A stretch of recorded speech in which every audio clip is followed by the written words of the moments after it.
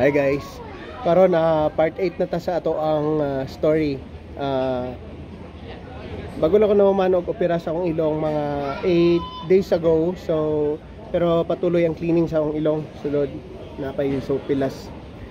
Pero of course na ako'y nagastos pero gamay lang kay tungod sa insurance, no. Kaya anak man ta sa pobre, siguro kung wala lang ko'y panggastos sa insurance, siguro wala ginaayo akong ilong hangtod ko ngungo pagyapon ko.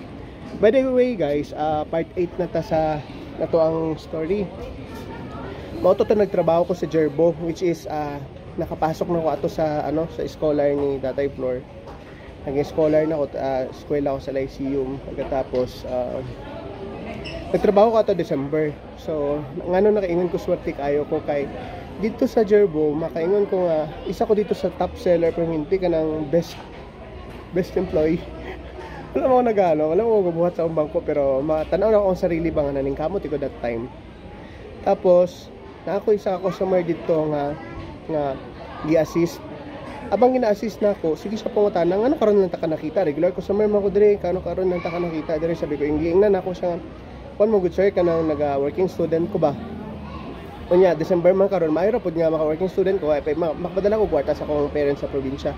So na-amaze ki sa akong kwento, Unya kay hindi sa paskuha sa mong sarili ingingnan na ako nga kuan sir kanang working student ra pod ko o kuan kanang scholar niya.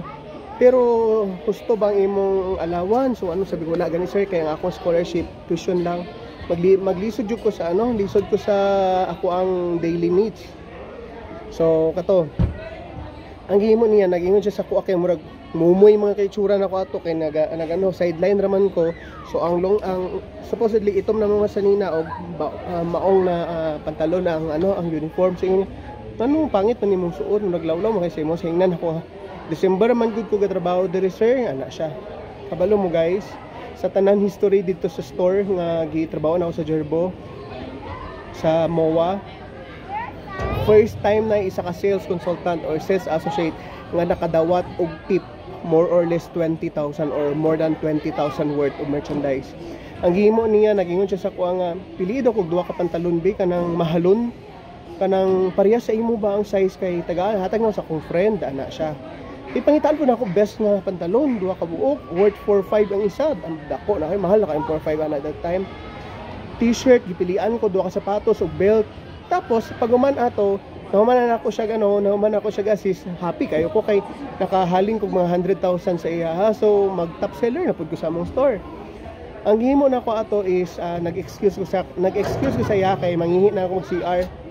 Pag hingi na ako pag CR, pag abot na ko sa pagbalik na ko sa main store, natingala ko ang ako mga kauban, gatong supervisor sige na magtan-aw sa ako pag nakasala ba ko sa customer, sige complain ko unsa ba mo wala mo koy sala. Kabalo kan sa gibuhat guys. Katong akong napili nga sa nina nga para sa iyang friend, ihatag niya sa ko pang uniform daw. Grabe murag matulo ako luwa sa kaswerte ato guys nga. Kuan nga basta murag matulo ako luwa sa kaswerte nga nindot ako sa nina na akong pamporma.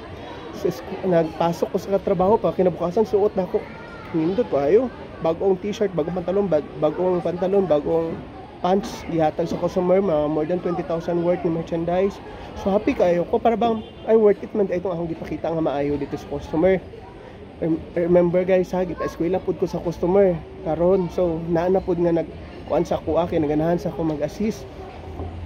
Pero wala akong kabalo sa iyang pangalan. Pagkabalo ko sa iyang pangalan ni pangutang supervisor, kinsa may pangalan nato ma'am? Pangalan nato si Ingani bla bla. Tapos gidala na akong tong sanina sa balay. Pagdala na ako sa nina sa balay, gikwento na ako sa akong kauban sa balay nga murag ganin ako mga foster parents ganin ako, gikwento na ako. Kinsa ditong tawhana? Na siya kuan kuya si kuan ani ana, ha? Wala ka ba kabalo ka ng mga libro nimo ginabasa-basa perminti pangutana sa kuha? Mao pud ng pangalan basi mao nga tao. Pagtan-aw na ko guys kay pero kay lakon ko kay katong libro nga ginabasa nako, nga idol kayo na ako mga ginasulat ba mao daytong kwan mao tong tao nagtabang sa ko o kana nga story guys umpisa pa lang na to gi-assist nako nga nabawaan ako paabot sa balay nga tong tawo nagtabang sa kuha connected dito sa ginabasa na akong libro. Di ba super connected, amazing kayo.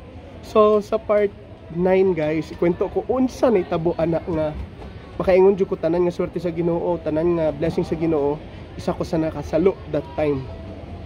So hangtod sa maging successful ko guys, wala ko sa butang nako karon kung wala pud siguro ako mga experiences nga pagbutihan gyud ako pagtrabaho sa akong sarili.